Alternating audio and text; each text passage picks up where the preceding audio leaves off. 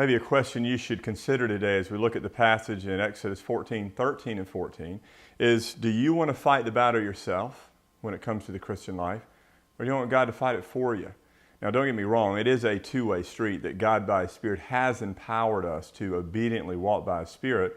But would you rather get the credit, or do you want Him to get the credit for the victories and the times in life where He just gloriously reigns in and through you? Well, in Exodus chapter 14, verse 13 and 14, let me read these verses to you. They are standing at the banks of the Red Sea. They really think it's over for them. They sense that the Egyptians are about to take them over. They have forgotten about the might and the power of God who has delivered them out of slavery to Pharaoh. And here's what God says. He responds to their grumbling. He responds to their complaining very, very graciously. And He says this, "Fear not and stand firm and see the salvation of the Lord, which He will work for you today.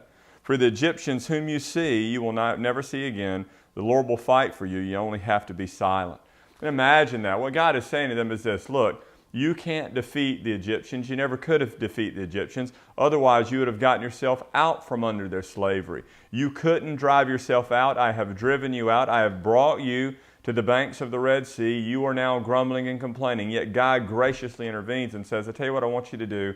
I want you to watch me. If there was any command in this passage, it would be quiet, stand there, and watch me win. And God then begins to move.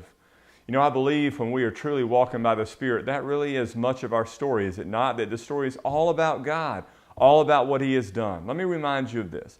Your salvation was completely founded on the work of God and God alone. You did nothing to earn your salvation. Now what we need to learn to do is live our lives obediently to God. And as He sanctifies us, ask Him to finish off the work in us just as He started, with His power and His power alone.